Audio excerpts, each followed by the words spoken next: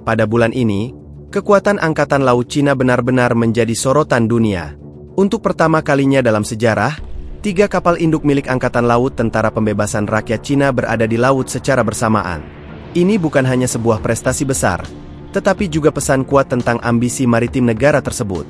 Jurnalis dan pengamat Indo-Pasifik, Alice Jones, berhasil mengumpulkan dan menerbitkan data mengenai posisi ketiga kapal induk tersebut, yaitu Liaoning, Shandong, dan Fujian, yang terlihat berlayar di lautan pada awal September 2024. Menurut citra satelit yang terungkap, ketiga kapal induk ini berada di laut pada tanggal 18 September 2024. Ini adalah pertama kalinya Angkatan Laut Cina mengerahkan 3 kapal induk sekaligus sejak didirikan hampir 97 tahun yang lalu.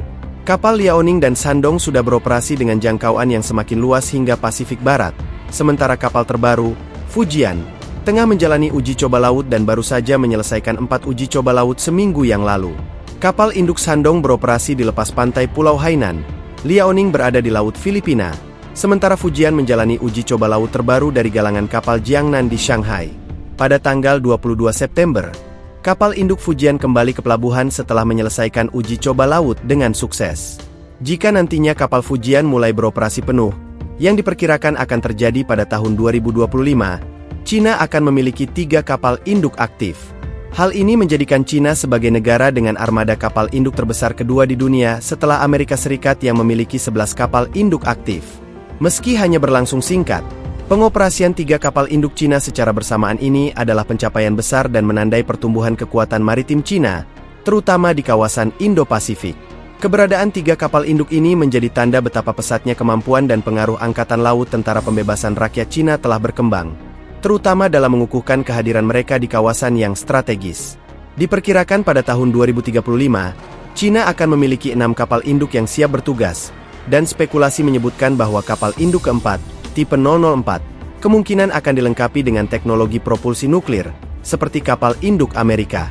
Kemajuan ini tentunya membawa Angkatan Laut Cina lebih dekat menjadi Angkatan Laut Perairan Biru sejati, yang artinya mereka mampu mengoperasikan kapal-kapal mereka di seluruh dunia. Saat ini, 3 kapal induk dianggap sebagai standar untuk memastikan selalu ada 1 kapal induk yang beroperasi, karena kapal induk umumnya menghabiskan sepertiga waktunya untuk pemeliharaan, sepertiga untuk pelatihan, dan sepertiga lagi untuk penempatan di laut.